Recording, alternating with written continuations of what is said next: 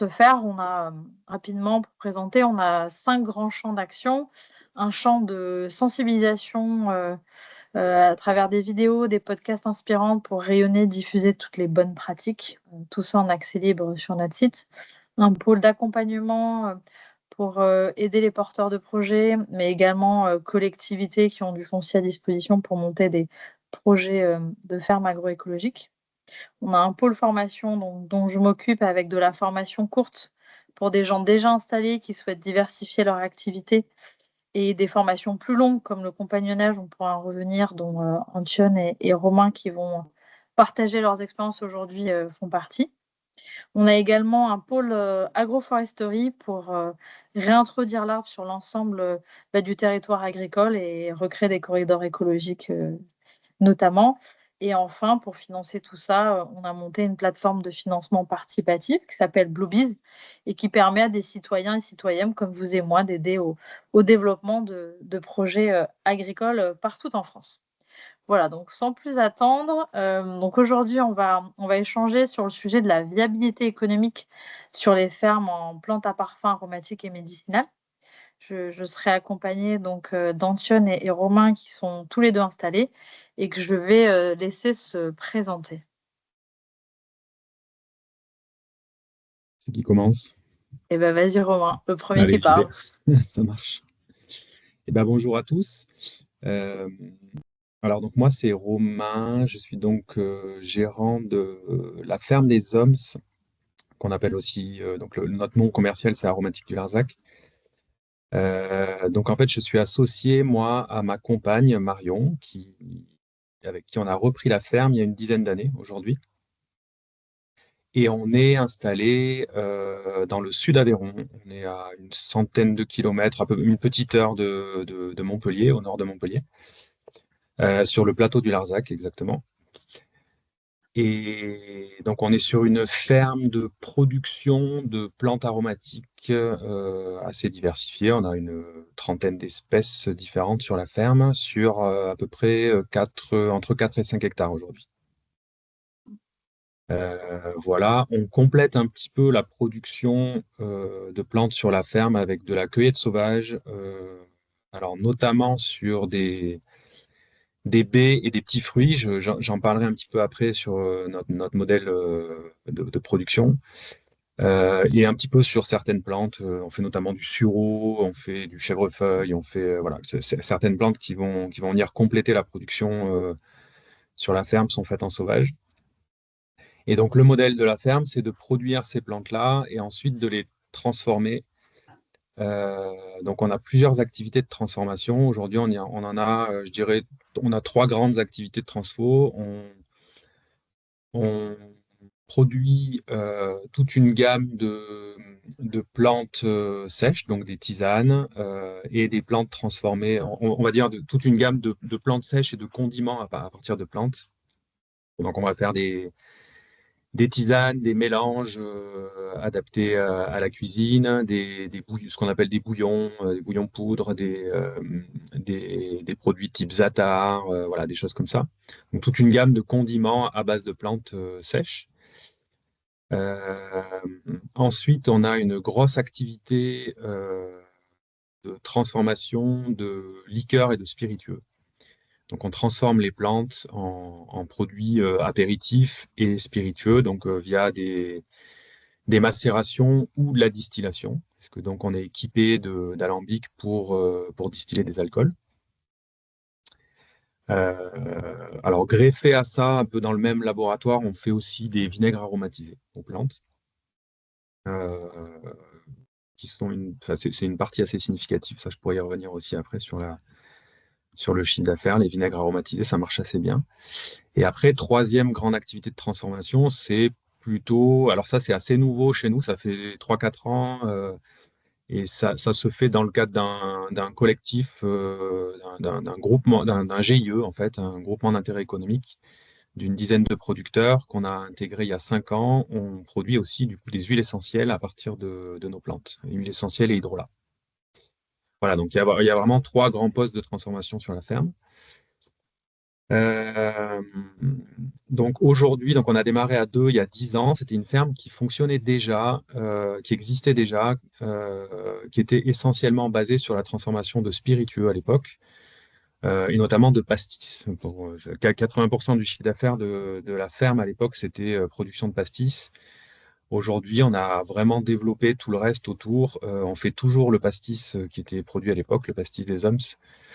Mais on a développé, alors dans la gamme liqueur, on fait aujourd'hui du gin, on fait des liqueurs de verveine, on fait du vermouth, on fait des liqueurs de petits fruits sauvages. Voilà. Et après, la gamme produits secs, donc toutes les tisanes et les produits condimentaires, est venue vraiment étoffer la gamme. Aujourd'hui, en termes de chiffre d'affaires, c'est à peu près 40% produits condimentaires, 40% plantes aromatiques, liqueurs, spiritueux et vinaigre, et le reste en huile essentielle. Donc, on a démarré il y a 10 ans, on était deux, ça s'est bien développé, et aujourd'hui, on a trois salariés à temps plein toute l'année. Donc on est 5 temps plein sur l'ensemble de l'année et on est en général 6 voire 7 avec des saisonniers l'été, plus des compagnons ferme d'avenir qui viennent renforcer l'équipe en général. Voilà. Euh, que vous dire de plus?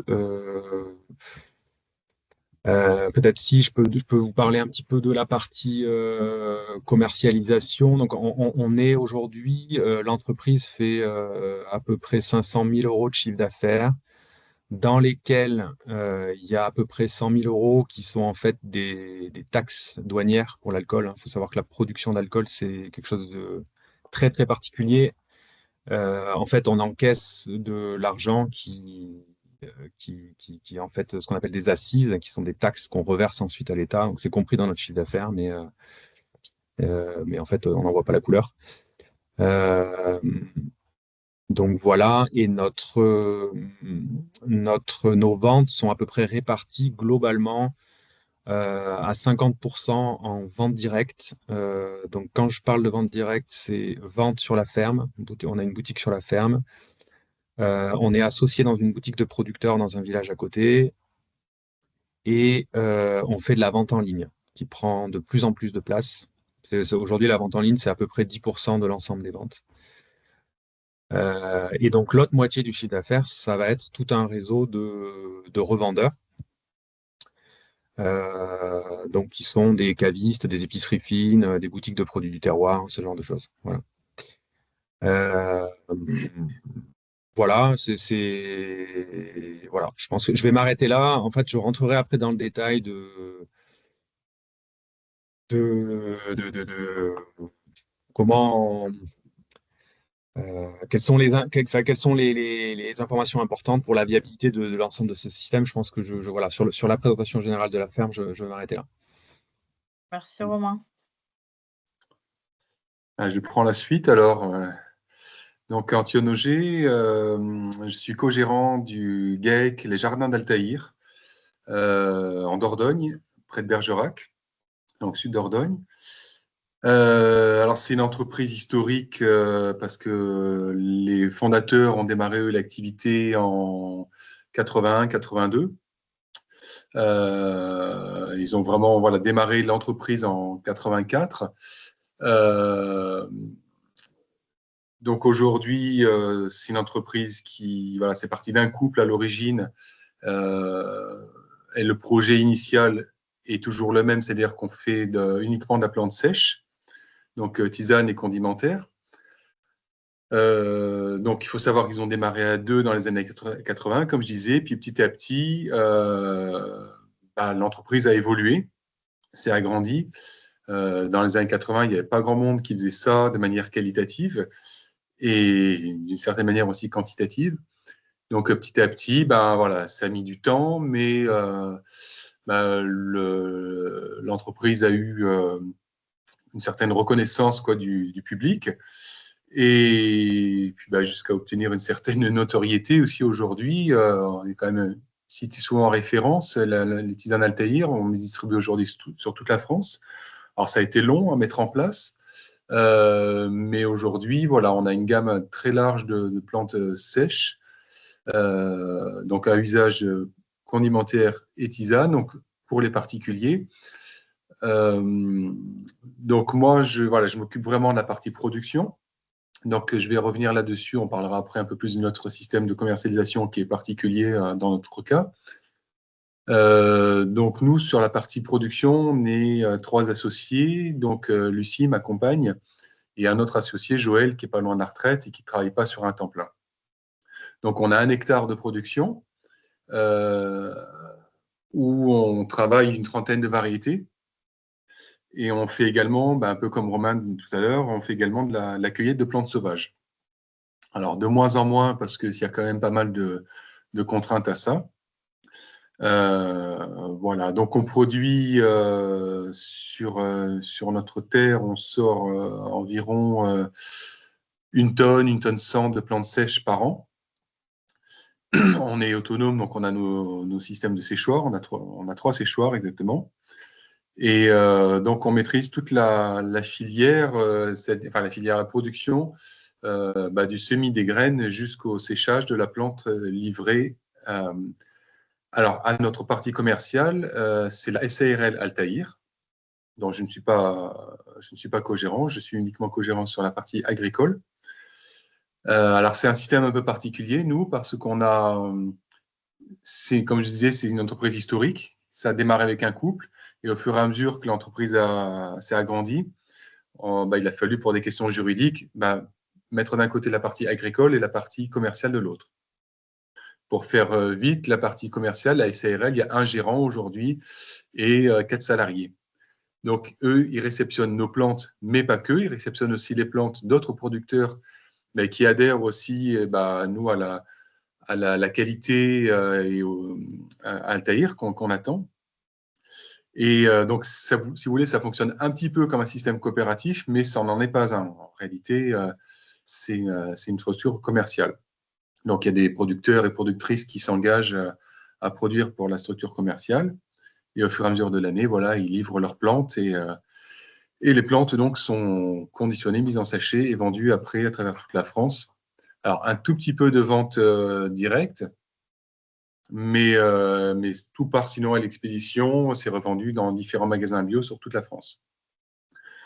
Donc voilà, donc nous, l'unité de production, je disais 3 associés, et alors, on n'a pas de salariés, et on accueille des stagiaires, et notamment depuis que c'est en place, des compagnons et compagnonnes de chez Ferme d'Avenir. Voilà. Merci Antoine. Du coup, pour les... Oui, pour Charlotte, rebondir, vas-y. je me présente. Moi, je m'appelle Charlotte Couronne et je m'occupe de la communication chez Ferme d'Avenir. Et c'était juste pour vous informer que le webinaire est enregistré et que si vous voulez poser des questions, il y a une petite conversation. Vous pouvez écrire toutes vos questions, on y répondra à la fin. Alors, on enregistre pour pouvoir ensuite vous le renvoyer en replay pour les gens qui souhaiteraient réécouter. Par rapport à ce sujet de l'installation en PAM, pour les gens qui nous écoutent, vous maintenant avec le recul et l'expérience, ça serait quoi pour vous les choses les plus importantes à faire avant de se lancer, peut-être les erreurs aussi à éviter? Qu'est-ce que vous diriez de vos propres expériences? Continuer un peu si tu veux. Je commence. Comme tu veux, vas-y.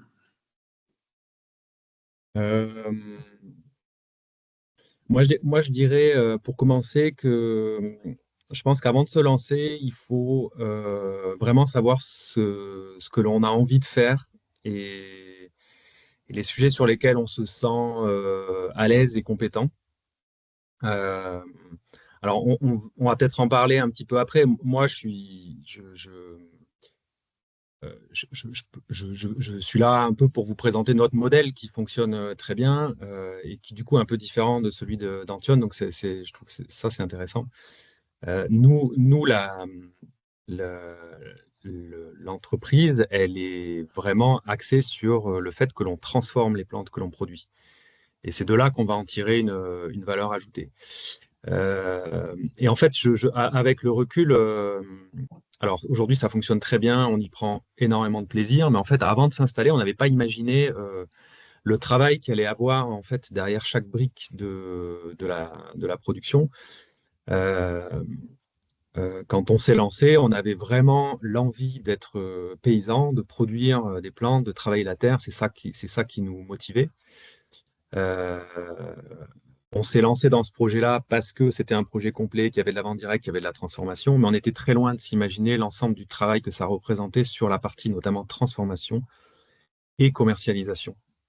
Donc en fait, aujourd'hui, si vous partez sur un modèle euh, de production de plantes et de commercialisation de produits finis, que ce soit de la tisane, que ce soit des liqueurs, des produits condimentaires, des cosmétiques. Il faut bien prendre conscience, je pense, que on est paysan, certes, mais on est aussi transformateur, on est commerçant. euh, et on est chef d'entreprise, donc c'est beaucoup de gestion. À partir du moment où on commence à avoir des salariés, c'est du management. Il faut avoir un minimum de compétences en comptabilité, etc. Voilà. Donc il faut vraiment, je pense, avant de se lancer, savoir ce qu'on a envie de faire. Et si la transformation, si la commercialisation, c'est des choses qui ne nous bottent pas, bah, faut, il faut dimensionner un projet en conséquence, je pense. Voilà, parce que au départ, enfin, il ne faut pas juste se lancer dans un projet comme ça parce qu'on aime bien produire des plantes aromatiques, quoi. Euh, Après, il y a une question alors des modèles de fermes qui produisent des plantes aromatiques, il y en a beaucoup. Il faut aussi savoir si on est à l'aise avec les outils, les machines. Est-ce qu'on imagine plutôt un projet où beaucoup de choses vont se faire à la main dans la partie production agricole, ou est-ce qu'on est à l'aise avec un tracteur, avec des outils de désherbage mécanique, etc. Parce que pour moi, ça conditionne beaucoup aussi le modèle en fait que l'on va mettre en place après derrière, quoi. Mm. Donc c'est la première chose que je voulais dire, c'est voilà, c'est vraiment savoir en fait qu'est-ce que vraiment on a envie de faire et prendre conscience que si on veut monter une ferme et commercialiser des produits finis, on ne sera pas juste paysan, on sera aussi commerçant, transformateur. On va faire de la maintenance d'outils, on va faire voilà, c'est très très complet et il faut avoir envie de se lancer dans tout ça. Euh, Voilà, et donc après, donc moi je pourrais développer après le modèle qui est le nôtre avec une transformation assez aboutie des produits. Mais deuxième conseil, ça serait en fonction un peu du modèle qu'on imagine, c'est de faire une étude de marché, bien évidemment, parce que c'est bien beau de produire, mais il faut savoir enfin, avant de se lancer dans un projet, faut être sûr du fait qu'on va pouvoir commercialiser les produits qu'on va sortir. Voilà. Euh, Moi, je vois beaucoup de projets. Alors, aujourd'hui, je différencierais un peu deux zones quand on commence à faire du produit fini. Si on s'installe en proximité d'une zone urbaine où la zone de chalandise est assez importante, euh, j'ai envie de dire, on peut se lancer, je pense, c'est mon avis, un peu dans n'importe quoi, entre guillemets, enfin, ce qui nous fait plaisir. Euh, euh, à partir du moment où on fait des bons produits et où on sait les vendre, enfin les mettre en avant, je pense qu'on arrivera à les commercialiser. Enfin, il y a de la demande en tout cas sur tout un tas de produits à base de plantes. En revanche, attention aux personnes qui s'installent en milieu très rural. Et j'en vois beaucoup aujourd'hui qui s'installent. Alors nous, on est dans le sud Aveyron, on est en contact avec beaucoup de gens qui s'installent en Lozère, dans le nord de l'Hérault, etc. euh, qui s'installent en plantes aromatiques et qui s'imaginent qu'ils vont vivre correctement en produisant des tisanes, par exemple, ou des petites cosmétiques. Le problème, c'est que quand on va sur les marchés l'été, vous allez sur les marchés à Millau, à Saint-Affrique, à Florac ou dans le Lot, ça regorge de producteurs qui vendent tous la même chose et qui n'arrivent pas à s'en sortir parce qu'en fait, ils sont trop nombreux à faire la même chose. Voilà. Mm. Donc deuxième, pour moi, point très important, c'est avant de se lancer, c'est vraiment faire une étude de marché, en fait, savoir si ce qu'on imagine comme produit commercialisé, ça va pouvoir se vendre dans le secteur où on a décidé de s'implanter, quoi. Voilà. Voilà, je vais peut-être laisser Antione Ouais. poursuivre avec des éléments. Enfin, après, je pourrais développer un peu plus sur s'il y a des questions particulières sur les deux points dont j'ai parlé. Euh, Bah moi, si de mon retour d'expérience, alors j'ai pas précisé tout à l'heure, mais moi ça fait 23 ans que je suis installé, donc j'ai repris un système qui existait déjà, et c'est ma 23e année de production. Et bah, j'ai vraiment vu aussi l'évolution de la tendance, le vent en poupe qu'avaient les plantes médicinales et aromatiques. On est ferme de référence en plantes médicinales en Dordogne, donc on accueille chez nous pas mal de porteurs de projets et qui viennent s'inspirer. Prendre des conseils techniques et tout ça sur la production et voir la commercialisation. Euh, je dirais aussi, il y a un point qui me semble aussi hyper important, c'est avec toutes les facettes qu'a cité Romain, toutes les casquettes qu'il faut porter aussi quand on décide de mener ce genre d'activité. Moi, j'insiste aussi beaucoup sur les connaissances agronomiques qu'il faut avoir, parce qu'il y a beaucoup de gens en fait qui viennent à ce genre de projet pour l'idée, parce que c'est un milieu qui est plutôt chouette, la plante médicinale, c'est un rapport au végétal qui est quand même assez privilégié. Hein, on ne brasse pas de la patate à longueur de journée, on est quand même sur un produit où il y a des essences, on va trouver aussi pas mal de subtilités, on va chercher le soin aussi à travers ces plantes. Donc, donc voilà, ça, c'est pas un scoop, ça attire beaucoup de monde. N'empêche que si on ne veut pas se planter dès la première année, il faut avoir une bonne connaissance aussi agronomique de son terrain, parce qu'on aura beau avoir le plus beau projet du monde, si on ne maîtrise pas la production, en fait, ça ne pourra jamais décoller. Donc déjà, une connaissance du territoire, de son terrain, et effectivement, comme disait Romain à juste titre, aujourd'hui, il y a quand même beaucoup de monde qui est installé. Il faut vraiment, nous, on le voit en Dordogne, chez nous, c'est en train de se mutualiser beaucoup les producteurs et productrices entre eux pour éviter justement de trop se tirer dans les pattes, parce que, comme disait Romain, il y a du monde aussi sur les marchés. Donc, je pense qu'aujourd'hui, il faut vraiment arriver à être novateur, à essayer de ne pas faire comme le voisin. Et puis, ce qui va aussi beaucoup jouer, je pense, c'est la communication. Moi, je le vois en plus de 20 ans. Il y a 20 ans, la gémothérapie, on n'en parlait pas. C'était anecdotique. Les huiles essentielles, c'était connu, mais voilà, petit à petit, les hydrolats, les gens commencent à connaître. Mais, et puis, il n'y a pas que ça, bien sûr. Mais c'est vraiment arriver à communiquer, bien savoir où est-ce qu'on va aussi avec sa production, qu'est-ce qu'on veut faire. Et puis aussi, surtout, qu'est-ce qu'on attend de notre production? Est-ce que c'est un complément de revenus? Est-ce que c'est vraiment une activité à part entière? Est-ce qu'on est OK pour gagner 500 € par mois ou on a des objectifs beaucoup plus gros? Ça, c'est vraiment, il faut être clair avec ça aussi dès le début. Et puis oui, il faut être plus bien étudier le territoire parce qu'aujourd'hui, il y a des nouvelles problématiques qui apparaissent qu'il n'y avait pas encore il y a 10 ans, quoi. Ça c'est sûr. Alors nous, une fois de plus, on est un modèle assez particulier parce que, comme je disais, on fait que de la plante séchée. Donc, nous, notre valeur ajoutée, entre guillemets, c'est la quantité, en fait. Pour arriver à en vivre chez nous, on est obligé de produire pas mal de quantité. Donc, quand je dis pas mal, je vous disais tout à l'heure, c'est plus d'1 tonne de plantes sèches. Il faut se remettre ça, un sachet de tisane, un sachet de verveine, par exemple, on est à 20-25 grammes le sachet. Là, nous, on sort de 150 kilos de verveine par an. Donc, nous, ça nous demande de produire beaucoup, mais attention, nous, notre modèle à nous, on n'a pas ce souci de la commercialisation. C'est-à-dire que nous, gérants de producteurs, on livre tout à la CRL qui, après, eux, s'organisent, conditionnent et commercialisent de leur côté. Donc, nous, 100% de notre temps, quasiment, c'est la production. Donc, on n'a pas ce souci de commercialisation Peut-être, pour le moment. Peut-être on peut donner des éléments chiffrés en fait pour que les gens situent bien.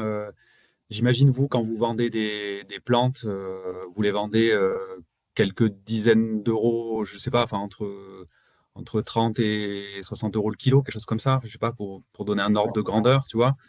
Euh, Alors, et, non, et- alors, et- on est plus que ça. On est plutôt à 60-65 euros de moyenne le kilo. ok, ok. Voilà. Il y a des plantes à, je sais pas, les moins chères sont autour de 30 euros le kilo. Et 30, 40, 40 plutôt, quarantaine d'euros le kilo, mais on a des plantes à 120, 130 euros le kilo. Mhm. Mais voilà, ça Oui, sera après, il y a une pas la grosse majeure diversité, mais partie. Donc, en moyenne, tu vas être aux alentours de 60, voilà. 60, 70. Donc, Nous, voilà. pour donner un ordre de grandeur, la plante qui est dans un sachet de tisane, elle est plutôt vendue entre 120 et 200 euros le kilo, quoi. Voilà. Hmm. Et la plante qui va être dans des liqueurs, ça monte à 300 ou 400 euros le kilo. Hmm. Mais, enfin voilà, c'est encore une fois, c'est deux Hmm. boulots complètement différents. Nous, on passe 80, on va aller à 70% du temps de travail de l'ensemble de la ferme, c'est de la transformation. Alors que vous, Voilà. 90% du travail, c'est de la production, quoi.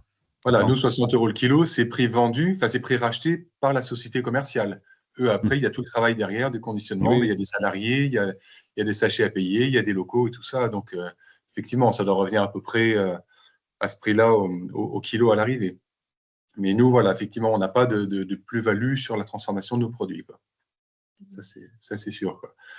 Donc, Merci en tout nous, cas à vous deux. Justement, c'est ça qui est intéressant, c'est que vous avez deux modèles différents. Ça me permet d'embrayer sur la deuxième question, qui est justement liée à la viabilité économique. Et donc, avec vos deux modèles différents, c'est quoi pour vous les facteurs clés pour atteindre cette viabilité? Donc, vous avez déjà évoqué la commercialisation, le fait d'être différenciant par rapport à son voisin, sa voisine productrice. Est-ce qu'il y a d'autres choses qui, pour vous, sont essentielles? euh, moi, il y avait une chose dont je voulais parler un petit peu. Alors peut-être, enfin, on pourra faire, Antoine nous donnera son avis là-dessus, mais moi, je pense que euh, il y a une chose dont on s'est rendu compte assez rapidement et où on a vu vraiment les effets sur la ferme, nous, en termes de développement économique. C'est l'idée vraiment de se donner les moyens de produire. Il ne faut pas oublier que quand on démarre un projet comme ça, c'est souvent par passion, mais il ne faut pas oublier que ça reste une activité professionnelle et on fait ça avant tout pour gagner notre vie. Et il faut s'en donner les moyens. Euh, et donc, qu'est-ce que j'entends par s'en donner les moyens? C'est pas avoir peur au début d'investir un peu d'argent pour acheter notamment du matériel. Alors, là, du coup, je vais faire un peu un focus sur nous, l'activité production de plantes et puis du coup transformation. Très, très rapidement, en fait, nous, dès qu'on s'est installé, on a investi dans du. Alors, c'est pas des investissements qui sont colossaux, hein, on peut y aller très progressivement, mais on a investi dans du matériel qui nous permettent de professionnaliser un petit peu l'activité. Alors, dans un premier temps de transformation, après, on a aussi pas mal investi sur la partie production agricole. On pourra peut-être en parler avec Antione sur les outils de désherbage, les outils, les planteuses, enfin ce genre de choses. Il y a beaucoup d'outils sur la partie production agricole qui peuvent nous aider à, à gagner du temps et à réduire les tâches les plus pénibles. Mais sur la partie transformation, il y a aussi beaucoup de choses alors beaucoup de choses.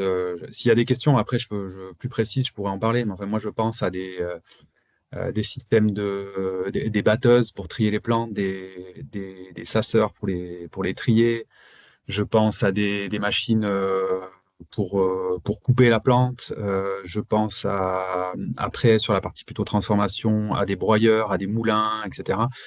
Je vois encore une fois, quand je compare avec, je vois pas mal de gens qui travaillent avec des outils très, très rudimentaires et qui perdent beaucoup, beaucoup, beaucoup de temps sur des tâches sur lesquelles on n'apporte aucune valeur ajoutée. En fait, on perd beaucoup de temps à faire des tâches qui sont, avec lesquelles enfin, sur lesquelles on pourrait se simplifier la vie avec des fois du matériel qui finalement coûte pas si cher que ça au regard de ce que ça nous fait gagner en temps.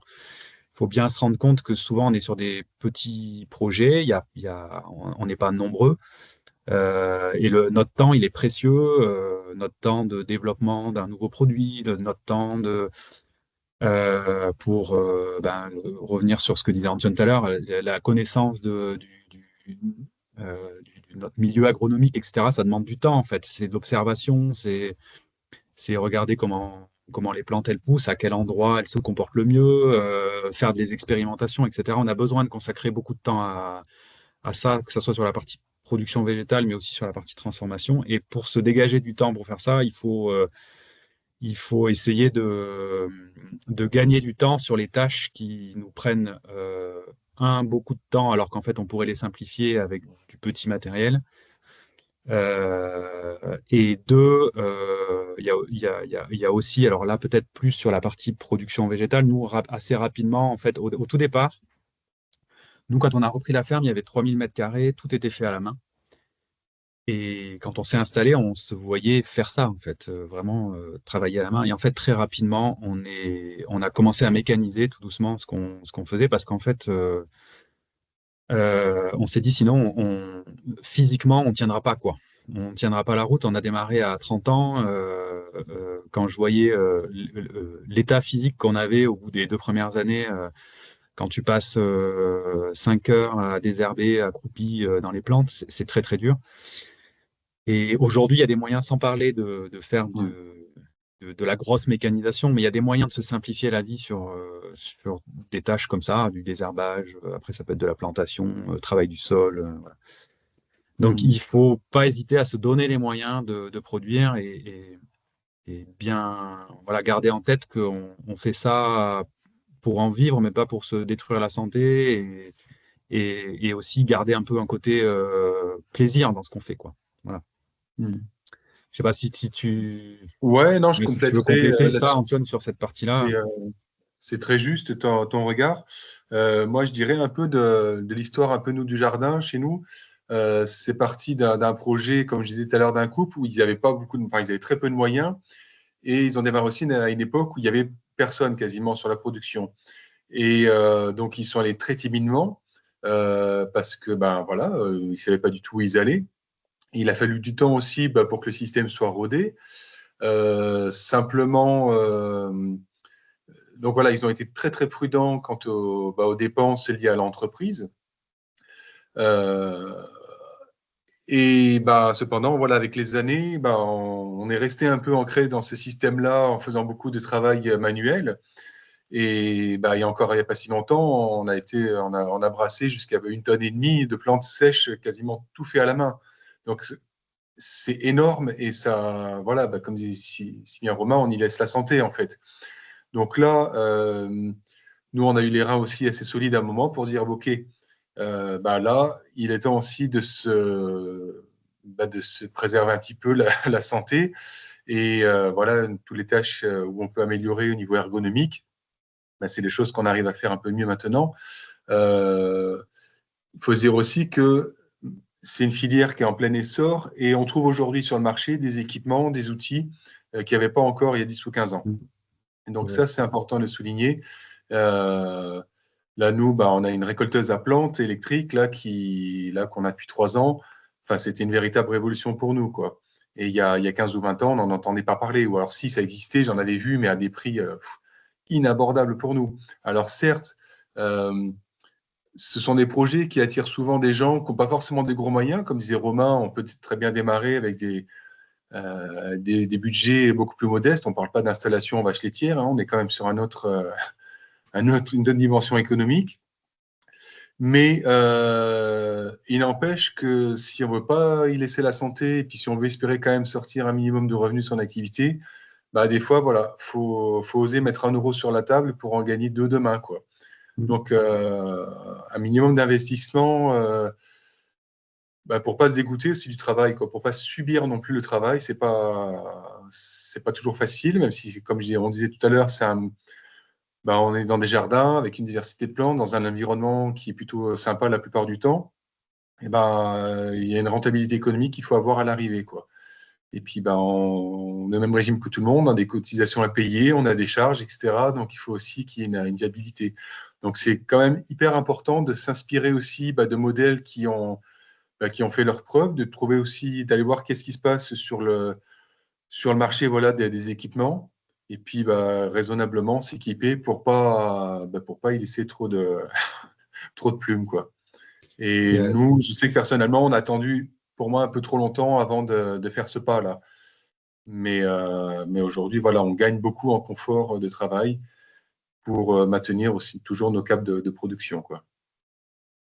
Pour compléter là sur ce que tu disais, Antoine, j'ai envie de dire, en fait, il faut vraiment pas hésiter. Des fois, quand on a tendance à être la tête dans le guidon quand on produit et à s'enfermer en fait dans des pratiques qui, sans prendre de recul, on se rend pas compte qu'en fait on perd du temps et qu'en fait on gagnerait à investir un petit peu sur certains équipements. Et pour ça, ce qui est important, c'est d'aller voir ce qui se passe en fait. C'est de nous je me rends compte, on a gagné énormément de temps à participer enfin, dans différentes organisations. Alors, je parlais tout à l'heure d'un GIE, là, groupement d'intérêt économique. On est une dizaine de producteurs. On a monté ça il y a 5 ans. Et moi, en fait, c'est quelque chose qui m'a ouvert, qui m'a permis d'aller voir d'autres fermes, d'échanger avec d'autres producteurs. Et en fait, on en retire beaucoup, et notamment sur ces aspects-là, en fait, sur les aspects matériels. On regarde ce qui se passe chez les autres et on s'inspire en fait de ça. En ça, Ferme d'Avenir, c'est génial aussi parce que je pense que le compagnonnage permet ça, à la fois pour les compagnons qui vont de ferme en ferme et qui voient différents modèles et différentes pratiques et différents outils utilisés. Ça permet aussi de créer un réseau et d'échanger entre nous, entre fermes, hein.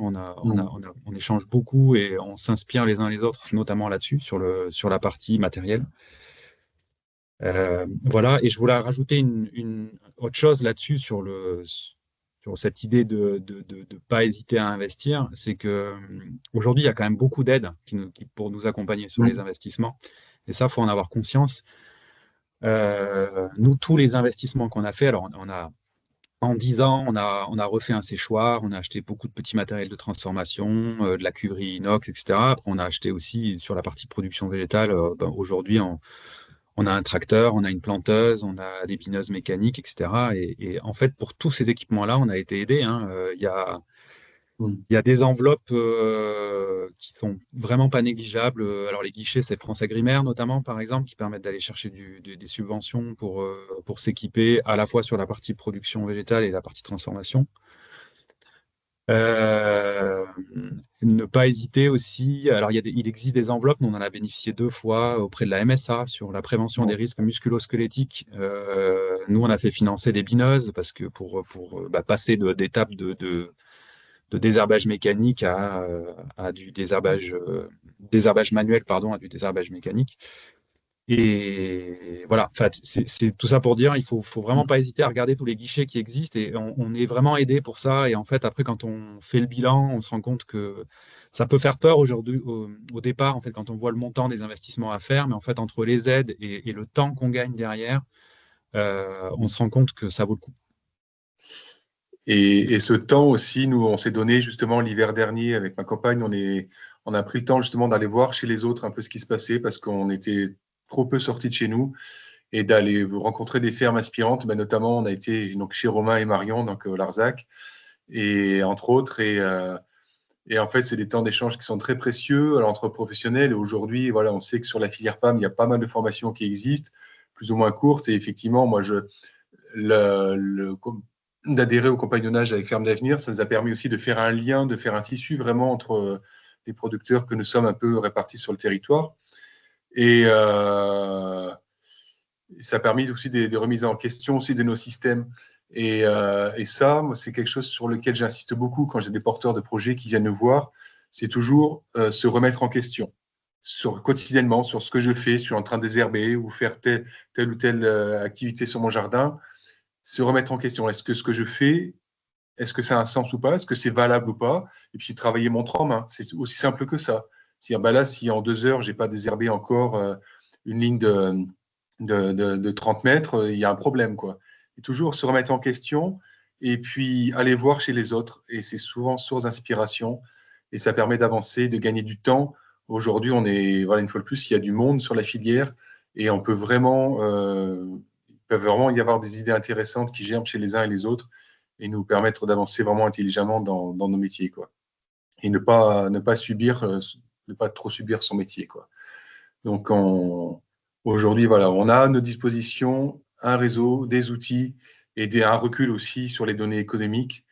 Mais après, une fois de plus, ces données économiques, c'est vraiment à voir en fonction de chaque domaine, chaque ferme, parce qu'il y a des cas très particuliers, quoi, de dimensionnement et de transformation aussi des produits, quoi.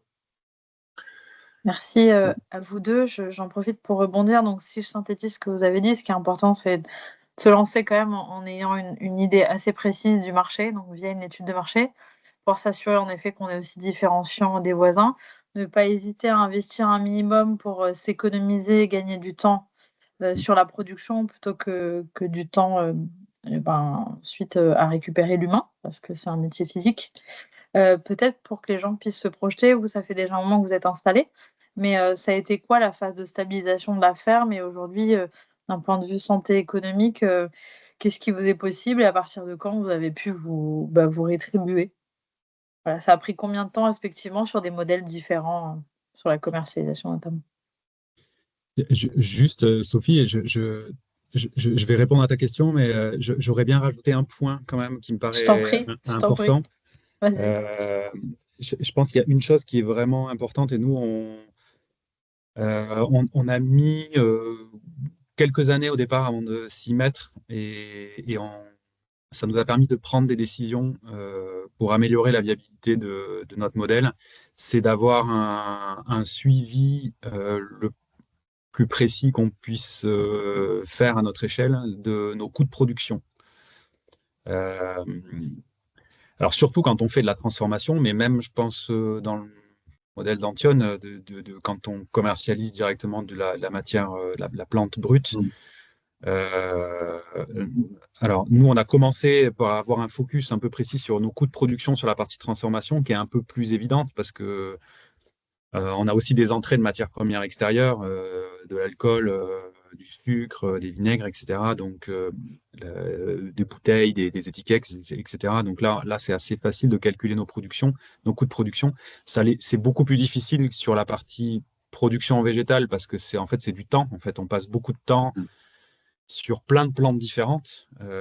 Et donc, du coup, d'arriver à savoir combien de temps on a passé sur chacune des plantes, c'est compliqué, mais c'est intéressant malgré tout de se pencher là-dessus parce que ça permet de prendre des décisions. Et je sais que nous, il y a des produits qu'on a arrêté de faire parce qu'en fait, on s'est rendu compte que c'était absolument pas rentable, quoi. Alors, ça nous plaisait, certes, mais en fait, on perdait de l'argent à produire ces produits-là. Donc, je pense que c'est un point qui est quand même assez important. Une fois qu'on a euh, l'idée de quelque chose qui nous plaît, un modèle où on s'est assuré que, à part une étude de marché, qu'on va pouvoir commercialiser ce type de produit, etc. Après, en fonctionnement de routine, on va dire, avoir un suivi de nos coûts de production, c'est vraiment très très important pour avoir après une, euh, un moyen de prendre des décisions au fil de l'eau sur de l'entreprise, quoi. Mm.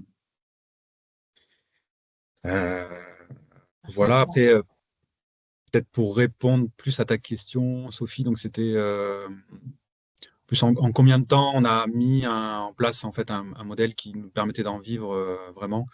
Ouais. Euh, alors, nous, la particularité, c'est qu'on a repris une ferme qui fonctionnait déjà, et ça, alors je l'avais noté aussi et je voulais en parler, moi, j'estime que en ayant repris quelque chose, alors on l'a acheté, certes, mais on a quand même gagné 10 ans de bataille pour monter un projet et se créer en fait un réseau de commercialisation, quoi.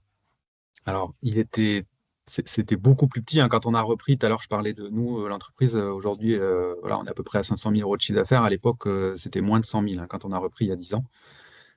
Mais malgré tout, il y avait déjà des produits existants, il y avait déjà un réseau, et ça facilite beaucoup. Voilà. Mm. Il faut bien se dire que quand on part de zéro, il ne faut pas négliger, je pense, les 3-4 premières années qui vont être difficiles parce que, alors, d'une, on se fait un nouveau métier et de deux, il faut se faire sa place, quoi. Mm. Et sur cette phase-là, je pense il faut l'anticiper un petit peu économiquement parce que c'est clair qu'on ne se sort pas de revenus tout de suite. Même nous, avec une reprise d'entreprise, les 3 premières années, on s'est pas sorti de salaire. Et heureusement, on était partis tous les deux en rupture conventionnelle. On avait des emplois avant et on a bénéficié de l'ACRE qui, pendant 2 ans, nous a permis de se payer, quoi. Voilà. Mm. Et nous, on a commencé vraiment à se sortir un salaire au bout de, ouais, je dirais 4 ans, quoi. Mm. Et aujourd'hui, on se sort un salaire tout à fait correct. Enfin, pour vous donner un ordre de grandeur, hein, moi, je n'ai pas de secret là-dessus. On se paye à peu près. Euh, alors ça, faut le regarder à l'échelle d'une année, mais enfin, ça doit représenter quelque chose comme 2000 euros chacun par mois, quoi. Voilà, net. Mm. Mais ça, il a bien fallu, je dirais, 4-5 ans pour commencer à se sortir quelque chose de significatif. Et pour stabiliser à des montants comme ça, on l'a fait à partir de la 8e année, quoi. Voilà. Mm. Bah, moi, c'est un peu différent chez nous parce que, bah, pareil, alors moi, c'est pas une reprise d'activité, mais ça a été dans la continuité. Voilà, bah, les fondateurs, quand ils ont démarré, eux, ils ont mis longtemps avant de sortir une rémunération. Je pense que c'est de l'ordre d'une dizaine d'années. Mais voilà, nous, c'est un modèle qui est un peu biaisé parce qu'il y a la partie aussi commerciale. Donc, comme il y avait euh, dans le couple, il y en avait un qui était sur la partie production, l'autre après sur la partie commerciale. Donc, petit à petit, eux, voilà, c'était leur manière aussi de se rémunérer. Mais moi, si je regarde purement au niveau de la production aujourd'hui, moi, en fait, quand je suis rentré dans l'entreprise, j'ai pu me sortir une rémunération d'entrée de jeu parce que c'était un modèle de production qui tournait. De par ma venue, on a augmenté le volume de production. Donc, moi, j'ai pu me dégager mon revenu mensuel dès la première année. Donc, voilà, moi, bah, sans avoir à cacher non plus, moi, je suis à 1500 euros de rémunération par mois. Donc, ce qui est tout à fait honorable dans la production. Sauf qu'en fait, nous, voilà, si on va mettre un peu des points de vigilance quand même aujourd'hui, c'est que bah, là, les rémunérations, moi, ça fait plus de 15 ans qu'elle n'a pas augmenté, en fait. Alors que toutes les charges autour, elles augmentent de tous les côtés. On produit bah, plus ou moins pareil. Mais voilà, il y a une réalité, des charges, des coûts de l'équipement aujourd'hui qui, voilà, c'est pas que propre à l'agriculture, mais tout flambe. Donc,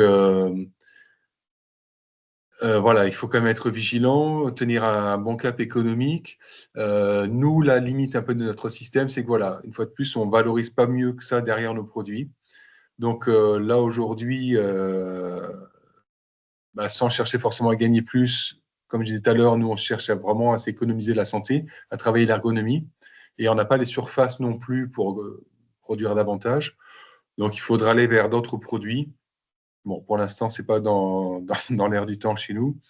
Euh, et qu'est-ce que je veux dire Oui, voilà, l'autre réalité aussi économique, c'est-à-dire que bah, autant si nous, on a toujours vendu nos produits, c'était vendu à l'avance. Là, depuis 2 ou 3 ans, ça stagne un petit peu quand même sur le marché de la plante sèche, hein. Donc là, ça aurait tendance à repartir. Là, depuis quelques mois, là, depuis cet automne, les ventes redémarrent un peu. Mais voilà, aujourd'hui, les excédents de production qu'on faisait par les années passées, bah, on ne peut pas trop se le permettre de le faire. Ce n'est pas forcément absorbé par la commercialisation. Donc, il faut voilà, aussi chercher à se réinventer, ce que vous avez fait, Romain, aussi, hein. Vous avez repris un outil qui était fonctionnel, mais qui était vieillissant. Et puis voilà, et je pense qu'aujourd'hui, il ne faut pas hésiter à voilà, redynamiser régulièrement, bah, proposer des nouveaux produits, des nouvelles recettes, et puis voir qu'est-ce qui marche, qu'est-ce qui ne marche pas. Et l'idée vraiment de faire un suivi comment dire, de rentabilité plante par plante. Nous, on sait qu'il y a des plantes qu'on a arrêtées sur nos jardins parce que, bon, mais clairement, ce n'est pas son terroir et on va en arrêter de nouveau certainement l'an prochain. Et essayer de répondre aussi à la demande. On ne peut pas faire non plus que les plantes qui nous plaisent, malheureusement. et les plus faciles. Parce que sinon, moi, j'ai souvent des personnes qui viennent en visite chez nous et disent « Ah, il y a quoi comme plante qui est facile à produire et qui paye bien ?» Bon, ben, ça ne fonctionne pas comme ça, malheureusement. Nous, il y a une diversité de plantes. Il y en a qui payent bien, d'autres un peu moins bien. Malheureusement, voilà, on ne peut pas arriver voir le gérant de la partie commerciale et leur dire bah, tiens, nous, cette année, on va faire que cette plante parce que les autres, elles sont trop pénibles à faire, on ne les fera pas. Non, il faut trouver un équilibre. On va éliminer les extrêmes aussi. Voilà, nous, on s'obstine à faire de la sauge là, sur nos terrains depuis des années, alors que c'est des terrains acides où elle ne se plaît pas. Bon, on va arrêter. Là, ça fait 3 ans qu'on se ramasse dessus complètement, on va arrêter. Mais il faut trouver d'autres plantes qui s'y plaisent mieux. Donc voilà, il ne faut pas hésiter enfin, vraiment des données, mesurer son temps de travail et calculer ses coûts de production vraiment pour chaque plante, que ce soit la production de plantes pures ou après s'il y a un atelier de transformation. Et ça, ben, voilà, c'est une réalité, c'est les chiffres qui parlent à l'arrivée, quoi. On ne peut pas faire ça que par passion, malheureusement. Il y a une réalité économique aussi, il faut être vigilant à tenir, quoi. Merci Antoine. Ce que je vous propose, c'est que là, dans les 8 petites minutes qui nous restent, on puisse répondre aux questions qui ont été posées dans le chat. Je me permettrai de répondre à la première, je vous laisserai rebondir, qui était de Maya qui demandait est-ce que c'est réaliste de partir de zéro? Dans les 2 cas présentés, il y avait déjà une base. Oui, c'est réaliste. Après, vous l'avez entendu, Romain et Antoine ont développé la question. Mais dans le réseau de fermes qui font partie du compagnonnage et même de fermes même d'avenir au sens plus large, on a pas mal de gens qui sont partis de zéro, mais qui ont blindé leur commercialisation et généralement proches de grosses agglomérations pour pouvoir valoriser au mieux la production. Ça, c'est important de le dire, et avec un super marketing et une communication aussi blindée autour, où ça donne envie. C'est beau, c'est bon et c'est qualitatif. Oui, c'est vrai qu'on n'a pas évoqué trop ce sujet-là, mais quand on fait des produits finis, la partie commercialisation, enfin, on est sur des produits, tout ce qui est plantes aromatiques, enfin, qui tournent autour. Nous c'est plantes aromatiques, spiritueux, cosmétiques, huiles essentielles, etc. C'est pas des produits de première nécessité, hein, il faut pas se leurrer, et il faut donner envie aux gens. Alors les gens ils reviennent si c'est bon, mais la première fois ils achètent parce que le produit fait envie, et il fait envie parce qu'il est beau. Malheureusement, c'est une partie qui est très très importante. Et nous, eh ben, je peux là aujourd'hui, je fais une parenthèse dans ma journée, mais on est avec notre graphiste toute la journée. On fait des immersions tous les 2 mois avec notre graphiste pour travailler là-dessus, travailler sur à la fois le packaging de nos produits, mais aussi notre communication, nos catalogues, etc. Et en fait, ça, faut vraiment pas le négliger, c'est hyper important. Et ça revient un peu sur ce que je disais au départ, sur le fait que voilà, avoir une entreprise, c'est avoir une entreprise, et il faut pas négliger tous les aspects. Tous les aspects que ça nécessite, quoi. Et notamment l'aspect marketing, enfin, ou en tout cas travail sur le packaging, il est hyper important quand on fait des produits finis. Et oui, on peut partir de zéro. J'ai un exemple d'un couple d'amis qui est pas très loin de chez nous, là. Ils sont partis de zéro, ils ont pris une ferme en friche et ils avaient une idée très précise de leur production et leurs produits finis qu'ils voulaient faire. Et donc, ils travaillent très, très dur. Là, c'est leur 3e année, mais ils ont des super retours sur leurs produits. Voilà. Comme dit Romain, il y a un produit novateur, quelque chose qui attire l'œil. Et ben après, le deuxième challenge, c'est arriver à ce que la personne, elle revienne aussi, quoi. Donc voilà, être toujours présent sur la communication, Donc il faut que ce soit bon. proposer des nouveautés, et puis voilà. Et après, c'est pas sans risque de travailler, par exemple, à 2, à travailler en couple sur le même projet, c'est pas sans risque. On a souvent aussi des exemples où il y en a un qui travaille à l'extérieur et l'autre qui se consacre 100% à la production. Et petit à petit, les deux finissent par travailler sur l'activité. Il y a vraiment plein de cas de figure différents, mais c'est possible de partir de zéro. On pourrait faire un webinaire sur le travail en couple, hein, si vous voulez. Je pense qu'il y a matière. On va y penser pour les prochaines fois. C'est vrai que vous êtes nombreux à travailler en couple. On s'était fait la réflexion. Je vous propose d'avancer un peu parce qu'on a encore 4 questions et il nous reste 5 minutes. Il y avait une question qui faisait quoi, ce que tu disais, Antoine, de Stéphanie, qui dit les problématiques en production dont tu parlais, qui ne sont pas les mêmes qu'il y a 20 ans, est-ce que tu penses aux pesticides présents dans les pluies, nappes phréatiques, le manque de pluie ou la qualité des sols qui se dégrade? Alors, Nous, c'est vrai que je pense comme Romain, on est dans des petits îlots là, des petits coins de paradis où on n'est pas vraiment concerné par les différentes pollutions autour. Nous, on a la chance d'être sur un domaine en biodynamie de 70 hectares et beaucoup de forêts autour, un environnement très privilégié. Raison de plus, après, sur chaque projet, chaque micro-ferme, pour viser un maximum la qualité de ses produits, trouver des petits coins de paradis aussi pour proposer aux gens du produit authentique et non, c'est pas impossible. En fait, il ne faut pas avoir peur de. Oui, effectivement, il y a des changements climatiques, il y a des impacts agro-environnementaux qui sont très forts, mais il faut vraiment montrer aussi que d'autres modèles sont possibles. Et voilà, c'est des petits actes de résistance qu'on fait dans nos jardins et je pense que voilà, c'est par ce maillage un peu du territoire, même si c'est des petits jardins, des petites surfaces à droite à gauche, ça va causer de plus en plus dans la tête des gens. Et pour moi, c'est une petite victoire à chaque fois, quoi. Juste, moi, Il peut-être, y je peux avait... rajouter là-dessus.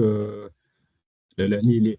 Les problématiques qu'on peut observer, nous, à notre petite échelle de 10 ans, je dirais qu'on voit quand même du côté sur le plan climatique, des moments un peu difficiles quand même. Cette année, par exemple, on a eu un mois de juin hyper chaud, hyper sec, qui a fait que les plantes sont parties très très vite. Il y en a qui ont fleuri très rapidement avant de faire des phases de croissance. Enfin, il se passe des choses quand même. C'est pareil, on ne va pas développer ça ici.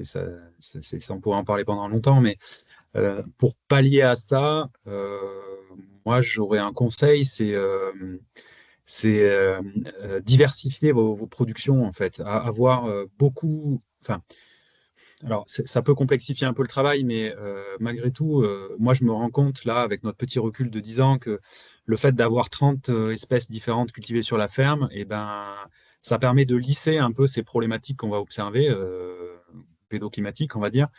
Les années où tu as une plante qui marche pas bien parce que ou toi tu l'as raté ou le climat était pas bon, enfin, la météo, et ben en Mmh. fait il y en a une autre qui va fonctionner un peu mieux et du coup ça te permet d'équilibrer. Un des intérêts des plantes aromatiques sèches, c'est que ça se conserve aussi. Alors pas des années, mais enfin nous il y a des plantes qu'on surstocke certaines années et tant mieux parce que l'année d'après on va en produire un peu moins et voilà. Donc ça permet de lisser un peu tout ça. Et on observe même la même chose sur la partie produits finis. En fait, nous, les produits finis, on a une gamme qui est très, très large. Et en fait, ça lisse les problématiques commerciales, j'ai envie de dire. Et des fois, il y a des produits, tu ne sais pas pourquoi, d'un seul coup, ils ne marchent plus, ou tu avais un client qui travaillait beaucoup avec tel produit, puis ce client, tu le perds. Mais comme on a une gamme qui est très, très large, eh ben, en fait, tout s'équilibre derrière. Et en fait, on peut l'observer à la fois sur la partie production végétale et sur la partie transformation. L'intérêt d'avoir quelque chose de très diversifié. Tout à fait, ouais. Et il y avait une question de Laura aussi pour toi, Antoine. Qu'est-ce qui te bloque pour aller vers d'autres produits aujourd'hui? D'autres produits. Nous, dans notre cas très précis, c'est que nous, Altaïr, c'est plantes sèches. Donc voilà, on a une gamme très large là-dessus. Et alors, on a quelques produits qui sont commercialisés à la SARL, à savoir des élixirs floraux, mais ça reste très très minoritaire et marginal par rapport à notre production. Et nous, pour le coup, s'il fallait développer d'autres productions, enfin d'autres produits, c'est développer des ateliers de transformation, quoi. Et puis, monter un atelier de transformation, ça veut dire avoir des recettes derrière, et ça veut dire aussi vendre aussi ces produits, quoi, derrière. Il y a des entreprises comme chez vous, Romain, là, qui ont déjà ce marché-là avec des produits très diversifiés. Nous, ça nécessiterait aussi beaucoup d'énergie de créer un nouvel atelier. Nous, sur la SARL, la partie commerciale, c'est 5 à 6 tonnes de plantes sèches qui passent par an. Donc, c'est vraiment c'est notre cœur de métier, c'est ça, quoi. Donc, je dis pas que c'est impossible, mais ça voudrait dire, voilà, créer un espace et du temps pour développer d'autres ateliers. C'est pas Ça impossible. marche. Voilà. Je prends la dernière question, comme il est déjà 30, puisque vous avez répondu un peu sur le changement climatique. C'était aussi de Stéphanie. Est-ce qu'aujourd'hui, c'est envisageable d'exporter en Espagne tous les excédents, ou alors ça coûterait trop cher en logistique selon vous? La question n'est même pas là, c'est la question du, du prix d'achat, en fait. On parle de l'Espagne, je pense qu'ils ont, eux, là-bas, ils ont des coûts de production qui sont certainement bien moins chers, bien moins élevés que chez nous. Alors nous, sur nos marchés de niche, faut se dire qu'on a quand même des prix au kilo qui sont quand même relativement élevés, en fait. Vous regardez n'importe quel grossiste en plantes qui fait de l'import de plantes, c'est des prix défiant toute concurrence, quoi. Et revendre à l'export, en tout cas nous, à nos échelles de production et à nos façons de produire, on n'a pas les outils techniques pour se permettre d'exporter de la plante et être concurrentiel, quoi. Ou alors, il faudrait l'exporter voilà, sur des territoires. Alors, ce n'est pas de l'exportation, mais on vend, nous, quelques plantes en Suisse, à une herboristerie suisse. Bon, voilà, là, ils sont sur des tarifs assez hauts, mais qui se tiennent à peu près à nos tarifs à nous internes. Mais ouais, c'est pas forcément évident de viser à l'étranger. C'est plutôt dans l'autre sens que ça se passe.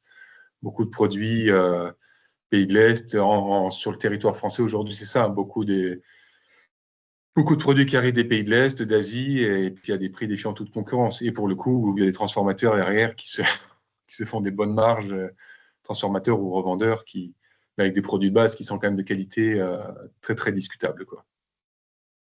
Merci en tout cas à vous deux de vous être rendus présents. Merci à vous qui avez participé à ce webinaire.